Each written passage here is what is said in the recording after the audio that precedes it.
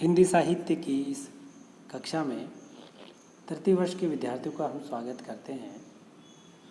विद्यार्थियों, इससे पूर्व हमने मलिक मोहम्मद जायसी, जो कि सूफ़ी काव्यधारा के प्रमुख कवि हैं, उनके जीवन परिचय और कृतित्व के बारे में जाना था। आइए आज हम पद्मावत, जो कि उनका लिखा हुआ प्रमुख काव्य ग्रंथ है, उसके सिंहल द्वीप वर्णन खंड को हम पढ़ना आरंभ करते हैं। आपको ये जानकारी देते हैं कि ये जो पद्मावत है, इसमें जायसी ने कल्पना और सत्य को आधार बनाकर कथा योजना की है। मूल रूप से इस कृति का जो पूर्वार्ध है वो काल्पनिक है और उत्तरार्ध ऐतिहासिक है, यानी कि बाद की कथा जो है वो इतिहास पर आधारित है और शुरुआती जो आधा भाग है वो कल्पना पर आधारित है।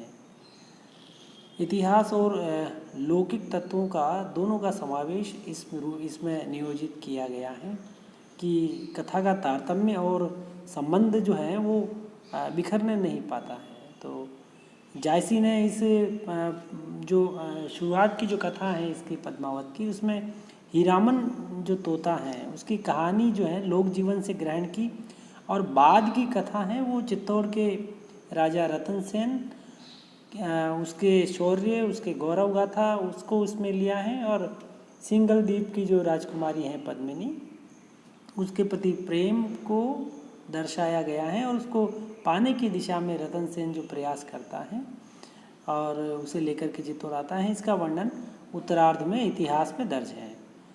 तो इस प्रकार ये जो कथा है वो ऐतिहासिक सत्य के रूप में भी मानी जाती है। इसकी जो मूल संवेदना है वो प्रेम परक है और इस प्रकार इसका जो मूल रस है वो श्रृंगार रस है। इसमें इस लौकिक प्रेम के माध्यम से ईश्वरीय प्रेम को प्राप्त करना जायसी ने बताया है। इसीलिए इसको जो है प्रेमाख्यानक काव्य परंपरा, बाद की और भी अन्य बहुत सारी जो रचनाएं मिलती हैं, सूफी काव्य रचनाएं, उनमें भी प्रेम पर आधारित, लौकिक कथाओं पर आधारित जो है वो काव्य हैं और इनमें सर्वाधिक प्रसिद्ध जो हुई है वो मलिक मोहम्मद जायसी की पद्मावत हुई है। पद्मावत के कुल 57 खंड हैं और उसमें एक खंड सिंघल द्वीप वर्णन खंड भी है।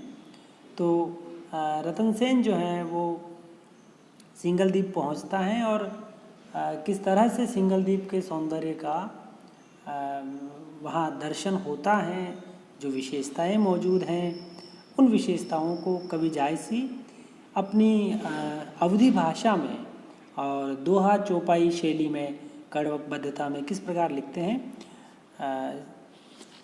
कवि लिखते हैं कि सिंघल द्वीप कथा अब गाओ, औ सो पद्मिनी बरनी सुनाओ। कवि कहते हैं कि मैं सिंघल द्वीप की कथा अब गाता हूँ और उस पद्मिनी का वर्णन सुनाता हूँ, उस पद्मिनी के सौंदर्य का वर्णन करता हूँ। निर्मल दर्पण भांति बिसेखा, उस पद्मिनी का जो सौंदर्य है वो एक पवित्र दर्पण यानी कांच की तरह एकदम साफ है। जो जेहि रूप सो तैसे ही देखा, जो सौंदर्य जितना जैसा प्रकट होता है वैसा ही दिखता है। तो यहाँ पर कवि सिंघल द्वीप की जो नायिका है, जो रहने वाली है पद्मिनी राजकुमारी, उसके सौंदर्य का वर्णन कर रहा है। साथ ही साथ कवि आगे क्या कहते हैं, धनी सो दीप जहाँ दीपक बारी। धनी यानी स्त्रियाँ, वहाँ की स्त्रियाँ जो हैं वो दीपक के सौंदर्य के समान प्रकाश करने वाली है। धनी सो दीप जह दीपक बारी, ओ पद्मनी जो दई संवारी। और वहाँ के द्वीप में पद्मिनी जैसी सुंदर नारी जो है उसने इस द्वीप को और संवार दिया है, सुंदर रूप दिया है। सात दीप बरने सब लोगों, 7 द्वीपों का वर्णन सब लोग करते हैं, 7 द्वीपों के बारे में बात करते हैं, परंतु एको दीप न ओहि सर जोगो। एक द्वीप, एक भी द्वीप इसके समान योग्य, सुंदरता में योग्य बराबरी नहीं करता है। अब यहाँ कवि सभी द्वीपों के एक एक करके नाम बताता है और उन द्वीपों से श्रेष्ठ सिंगल द्वीप को बताता है जहाँ पद्मिनी रहती हैं। दिया दीप नहीं तस उजियारा, सरन दीप सरी होई नयारा। दिया दीप की चर्चा करते हुए कवि कहते हैं कि दिया दीप में भी वैसा उजाला नहीं है। दिया दीप नहीं तस उजियारा, जैसा उजाला, जैसा प्रकाश सिंगल द्वीप में है वैसा उजाला दिया द्वीप में नहीं है। सरन दीप सरी होई न यारा, कि सरन दीप उसकी बराबरी नहीं कर सकता है, उसके समान नहीं हो सकता है।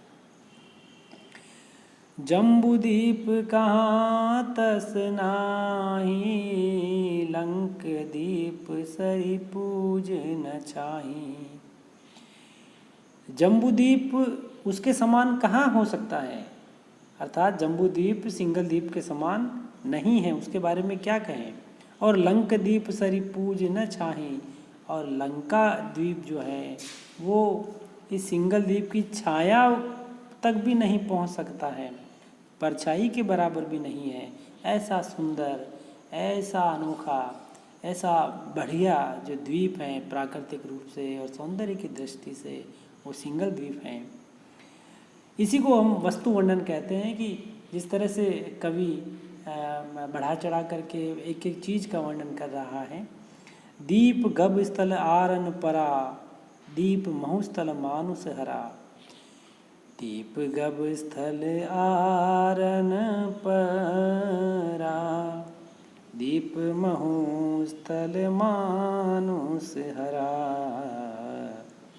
कि गबस्थल जो द्वीप है वो आरन परा, आरन कहते हैं जंगल, वो जंगल से घिरा हुआ है, केवल वहाँ पर वन प्रदेश हैं। और महुस्थल यानी मरुस्थल जो द्वीप हैं वो मनुष्यों से रहित हैं, क्योंकि वहाँ रहते ही रहते हैं। तो ऐसे द्वीप में सौंदर्य कहाँ से होगा, अर्थात ये सारे द्वीप, सातों ही द्वीप सिंगल द्वीप के समान नहीं हैं।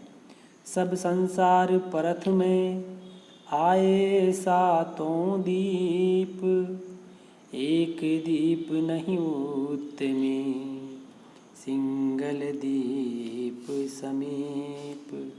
इस संसार में सर्वप्रथम ये सातों द्वीप ही आए थे और एक भी द्वीप उस सिंगल द्वीप के समान सुंदर, श्रेष्ठ नहीं है। अर्थात इन सब में सबसे श्रेष्ठ सिंगल द्वीप हैं और वहाँ जो है पद्मिनी निवास करती हैं। अब इसका जो अर्थ है कि दो तरह के अर्थ यहाँ पर लिए जाते हैं कि एक तो कथा के माध्यम से लेवें तो हम देखते हैं कि रतन सेन पद्मिनी को प्राप्त करने के लिए सिंगल द्वीप जाता है और वहाँ सिंगल द्वीप का वर्णन, चूँकि पद्मिनी ईश्वर के रूप में है और रतन सेन साधक के रूप में है, तो ईश्वर का जो निवास स्थान होगा, ईश्वर जहाँ रहते हैं उसके समान कोई दूसरी जगह नहीं होती है।